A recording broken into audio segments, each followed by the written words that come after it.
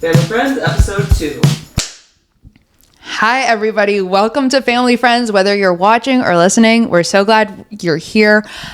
We love this show. I'm Tina Valamis. I'm a comedian in New York City. I do improv, stand-up, all that fun stuff. And I also am a comedian with my dear best friend, Rooster Monahan. And we've been friends since the day I was born. And you might be like, oh, is he your older brother? Is he your cousin? Not quite.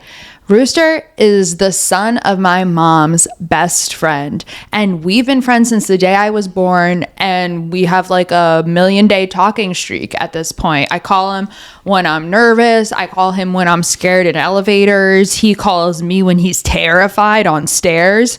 We're pretty much as close as people could be, and we were like, we got to start this podcast together. We got to get this whole thing going. And I couldn't make it last week, and I found out that on the episode last week he was upset, he was hurt. I texted him and let him know I was going through something, but I guess he didn't think that was a good enough reason. Anyway, fast forward to we apologize, we both apologize, we're friends again. I'm here to do the episode this week. He's not here. What the hell? He texts me and he says that he's sick. I don't really know what kind of sick. He didn't say. I said nose or stomach. He didn't respond. I think he should have come if it was just nose sick. I think take a Dayquil and tough it out at that point. But his call. But the good news is that he did say that he has a family friend I could interview here today.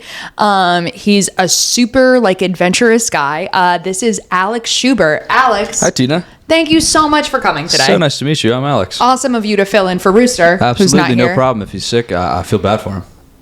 Yeah, no, wait, you're right. I shouldn't have said all of that about... But you care, you know. In general? Yeah, to have asked him nose or stomach, that's someone who knows.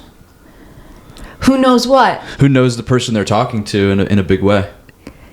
Yeah, I guess so. I guess I never thought of it that way, but yeah. Yeah, you're a really good friend, and it's nice to meet you. Thanks so much, Alex. You're very profound. You have a very concise way of speaking. Oh, well, I practice. You practice speaking? Yeah, of course. I took a public speaking course in college. It changed my life. Whoa. Okay. Where'd you go to college? I went to the University of Longhorns. Go Austin. It's just a little joke. I flipped it.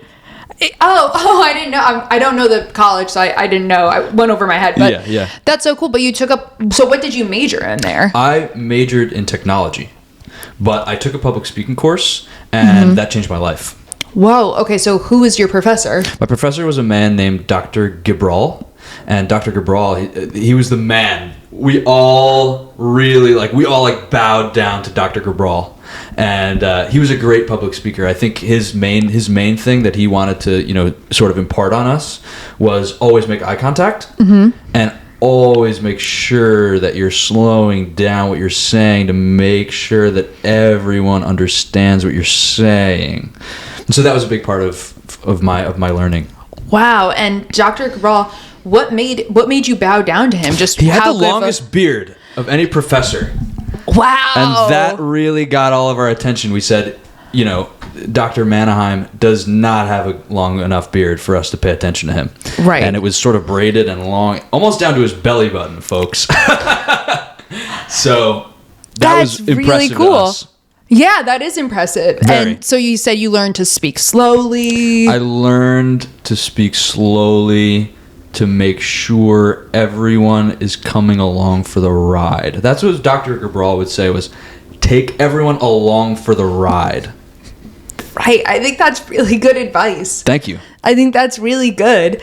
And what I also noticed when you were speaking, not only were you speaking slowly, you seemed very deliberate about your word choice. I'm very deliberate about my word choice. Is that what you just said? Yeah, that's actually what I just said. Yeah. Good. Did you have anything further you wanted to say about that? No, you're I deliberate. just think you're correct. Absolutely. So you majored in technology. You had to take a mandatory public speaking course. I did. What do you do now? What I do now is I am an astronaut. Wow. So the technology degree really paid off. It came in handy. It really paid off. It came in handy. Oh my goodness. So I'm so honored you're here. I have so many questions. So Yeah. did you always know you wanted to be an astronaut? Yes, I did. Yes, I did. From a very young age, I remember watching on YouTube the original moon landing, the original. And I wanted to make sure that when I was watching it, I was watching the real thing. I don't think the moon landing was faked. No. Let's be clear here, and let me be clear and take everyone along for the ride. The moon landing was real. Okay, there's nothing fake about it. That wasn't, directed by Stanley Kubrick or whatever people tend to believe. It was real. It was real. Yeah. Neil Armstrong, Buzz Aldrin, those are real men who stepped inside the crater of our moon. I think everyone thinks they're real men. Yeah, I think everyone thinks they're real men. You could see them here. Yeah. Good. But you believe they stepped into the crater. I do. That's awesome. And I saw that on YouTube as a child, and I said, that will be me. And you made it happen. Well, I haven't been to the moon yet. Oh, okay. So what kind of astronaut are you? I mostly do tests. Okay. So you're like the tester astronaut. Well, you're still very young. How old are you? I'm 23. Yeah, they don't let 23-year-olds go I guess right you're away. right. I guess you're right. Is it kind of you have to earn your stripes You and have prove to yourself? go along for the ride. This is a huge thing for you, along for the ride. I love it. It's kind of your mantra. Well, someday I'm gonna go up in that spaceship, and that's gonna be the ride of a lifetime. Yes. What planet do you hope to go to? Is that a stupid question? What planet do you hope to go to? It's interesting. A lot of people are saying Mars. I'd like to go to Venus. Has anyone gone yet? No. So you'd be the first. My goal is to be the first astronaut to step foot on Venus. That's really incredible. So Yep. I don't know much about astronomy, Yeah, but yeah. I'm really big into astrology. Are you at all? I'm not. Okay. Awesome. So But I'm interested in astronomy. Yes. What's the difference? So astrology. Pardon me if I take a sip. Yeah. No, enjoy that. What do you have in that cup today? Hydration. Yeah, I said, did you want coffee or tea? And you said, do you have a packet? And I said, no, I don't. And you said, no worries, I bring my own. Yeah, and I put my packet in And the you put your packet mug. in there, but you didn't even mix it with anything. No, I like to drink it just straight powder. Yeah, but I saw you spitting into it a little, so you must have needed something in it. It doesn't go down easy. Yeah. It doesn't go down easy, Tina? Do you dry swallow pills? Of course. You have to if you're an astronaut, right? Yeah. You don't Because really. you're up there, you never know when your next glass of water is going to be. Or your next Right. glass of milk. And so you'd have to dry swallow pills. No milk up there, I would think. No, they have the powdered milk, but you can't really. If you, let me tell you something. If you try and dry swallow a pill and milk powder, you're gonna gag. Yeah, you should never do that at the same time. That feels like asking for trouble. You're asking for trouble. It at feels that point. like asking for trouble. Yeah. Do you get in trouble at your company? I mean, is it crazy to say? I'm assuming you work for NASA. I work for NASA. There's and no other astronaut I companies, really, freelance right? for SpaceX, Okay. but I work full time for NASA. Okay. Is that a conflict of interest that you do both? It is. Okay. Well, I won't make you talk about that further then. Yeah, I'd rather not actually. I don't want to get you. So I guess in that way, If we can cut this part, I'd appreciate okay. that. I don't know how to do that. Let's just but pretend. Maybe we will. Let's just pretend I work strictly for NASA. Yeah. We'll you. pretend you work strictly for NASA. So do you get in trouble at NASA? I have not yet, and that is in part because, and again, I would like to cut this. They do not know about my freelance work for SpaceX. Okay. I will try my best to edit it, but usually Rooster does it. And I don't know if he's nose or He's not stomach here sick. today. Yeah. If he's stomach sick, I don't think he'll be able to edit it. Well, then I'd like my face to be blurred.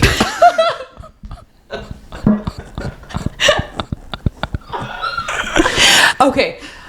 We will try that. We'll try that. Thank you. But you know what? I think you have a lot to be proud of. You're right. Thank you. I appreciate that. I know you're kind of going through a lot right now. You're 23, but it seems like you kind of have it all. I have a job at NASA full time. I'm on track to become the first man to step foot on Venus. I'm a great public speaker. Yes. Thanks to Dr. Gabral. And frankly, Tina, Yeah. what I'm most preparing for is that press conference when they announce me to be the first man to step foot on Venus. I want to make sure my public speaking is on fleek. And in order to do so, I need to practice. Yes. And I mean, part of why I said yes to Rooster asking me to come on here is because I thought this is a woman in media, and she will be able to help me and prepare me. me. Yes. Well, I am that. A Yes. woman in media, so. And you sounded very confident when you said it. I know, I just don't, I don't always think of myself as in media. Right. Because I'm, sort of a performer, Right. but I am a woman in media. But I'm going to try to talk like you. And I think it's a good idea. I think you should take Dr. Gabral's class. But just to make you, if this is any constellation, then what I'll tell you, that was Little a pun. joke, A little little joke. joke. That's another part of Dr. Gabral's class is throw as many jokes in as you can. And you're a comedian. Help me. I will, But what I'll say is I don't always feel like I'm in space because I'm not. You're not. Most of the time you're on Earth. All of your time so far. Similarly to you might not always feel like you're in media. But I am. Everyone goes through this. Because everyone goes through this. Yes. Because being on Earth, I never thought of it this way, but being on Earth, we are in space as much as anyone on the moon or Venus or what have you. You're so right. We're space to someone else. We are space to someone else. That's really cool. That's good. Can I write that down? Yeah, That's good. I have a little right here. Okay. We're all, maybe say that one in more your press conference. Hold on. We're space to someone else. Let me put on my cheaters. Okay. they're Good broken. idea. Oh, they're broken. They are broken. I broke them in testing. Oh, sounds cool. Say that one more time. We're space to someone else. we Are. or we're? I think we are is better. We are. We are We space are space to someone else. to someone else. Maybe you can even say that in your press conference. That's what I'm planning on doing now. It's going to be it's the first sort of entry, and I'll quote you. That's a huge honor. As a woman Thank you in so media much. once said, we are space to someone else. Yeah, we're space to someone else. I would be That's so amazing. honored if you said that. That's really I'm cool. honored And so that when you you gave say me- you're on track to go to Venus, what does that mean? Like, have you been given a verbal confirmation that like it's going to be you when they're ready? Or I have been given a sort of a verbal confirmation in that my boss at NASA has given me, when we walk by each other in the hallways and we're, going in and out of testing modules, he will give me a nod and say, "Great work." great work. Yeah. And to me, what Not a I bad sign. hear when I hear that is, "You're going to Venus, you son of a bitch." Wow, you hear that? In my head, yeah. Well, does he say great job to everybody, or does he kind of single you out specially? He does. He says, "Great work" to the group. To the group who was in the testing module. Well, are you And- the only one who wants to go to Venus? I haven't talked to the other guys about it. We mostly talk about what we're working on the day of, which Venus is nowhere close. But I plan to live till I'm 130 at least. And how do you think you're going to do that? Eating right, exercising. Mm-hmm. Planning. Severe planning. What are you going to plan? Severely? plan- You're going to severely plan? Plan my days, plan my schedules, Mm-hmm. plan running, plan eating, plan sex, plan Mm-hmm. planning. I plan when I'm going to plan. And Wow. not a lot of people do that. So, Pardon me if I take a sip. yeah, take a sip. Go ahead. Splash a little bit there. Don't even worry about it, though.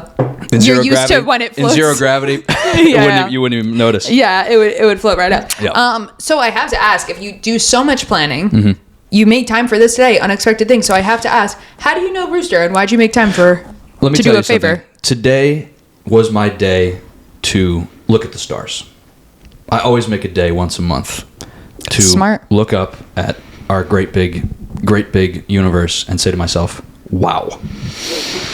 And today was my day a to good do idea. that. And I was planning on doing was going upstate and really getting a good look at it. Look at it all. Yeah. Do you have a telescope or? Not yet. Okay. Not yet. I really need to get one because that is the best way to look at. That's the best would way to be look helpful, at it. I think. Yeah, and Yeah. really go upstate and see the northern lights. That's Yeah. a goal of mine. It's a real goal of mine. Yeah.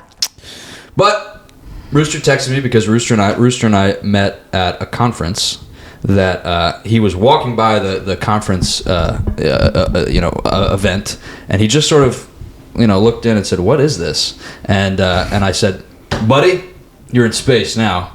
And he said something to the effect of, well, we're all in space now. And at the time, I guess I didn't remember, but I was something like that. And I said, come on in, I'll show you around. So I showed him the ropes. Super nice. I showed him the things that we were talking about. Yeah, it was at a Hilton. So, it was like... I know how those things go. I couldn't show him the module. I couldn't show him the fun stuff. It was a lot of just TED talking and, PowerPoint stuff. But he got a kick out of it, and he said, "Hey man, text me when you go to Venus," because we were talking about goals and things like that. Yeah. And so you know what? I kept up with him. I said, "Anytime you want to go upstate and look at the stars," he said, "I'm not into that so much, but maybe you can just text me when you're in Venus and take a selfie or something." And so I could say like, "Oh, I know that guy." That kind of thing. So you said you talked about goals. What were Rooster's goals that he shared with you? Rooster definitely wanted to start this podcast. That was a big goal of his, was to get this podcast. It's awesome. And actually, if you don't mind, part of the reason why I said yes to come here today was I actually have a small business. A friend of mine runs a small business. Oh, wow. And I figured a podcast would be a good place to plug it. To do some sort of... Sure, you can read it. Yeah. No, actually, I'd like you to read it out because you're a woman in media. Right. And you know how these things work, and I am a woman in media. This is just a family friend small business, and he said if you ever get the chance to shout it out, ideally, he said, at the press conference. Right, but this is second best till then. Second best till then, and I want to get your read so that when I am at that press conference, I know how to read it right. You can nail it. Okay. Yeah. Great. Yeah. Okay. Tired of jaunts on your snazzy new speedboat turning into medical emergencies because you're going so fast you fly into your own grossly outdated speedboat's wake? Well, stop being so tired. Introducing the vertical speedboat, the only speedboat that speeds horizontally while staying fully vertical. So you can feel all the speed, catch all the wind, and finally speedboat vertically. You'll be the envy of all your friends with the vertical speedboat. Why waste any more of your time having a 360-degree view and feeling the breeze through your hair when you could be feeling... Wait, I'm sorry. It's really good. Tell your friend tell your friend this is good. I don't mean to laugh. I'm taking notes. Why? I'm going to take it again. Why waste any more of your time having a 360-degree view and feeling the breeze through your hair when you could be feeling your eyeballs press against your brain because you're driving the all-new, tiny-propelled, extremely top-heavy vertical speedboat from Landers? The vertical speedboat is simple. Place vertical speedboat in the body of your choice. In the body... I'm going to take it again. I'm going to take it again. Freudian slip. I'm going to take it again. Of course. Place vertical speedboat in the body of water of your choice. Vertically, that is. Then get in speedboat. Feetsies out so that you can feel the breeze on your dogs as they rattle around like corn stalks in a tornado. And of course, step 3, vertically speedboat. Enjoyably. It's a great thing to do. Don't believe us? Well, listen to what one of our vertically satisfied customer has to say. These are quotation marks here. The vertical speedboat's great. I think it's a cool idea. Wonderful, believable, vertical. The vertical speedboat comes with a life-size life jacket, and if you order now, we'll throw in a second life jacket and a Goodyear tire. But that's not all. The vertical speedboat has full sinking capabilities for when the kids just want to capsize. What a dandy thing this is. The vertical speedboat, America's new speedboat. I think that's a really cool idea. It sounds dangerous. That was impressive. It is very dangerous. It sounds dangerous, no? I did tests for it.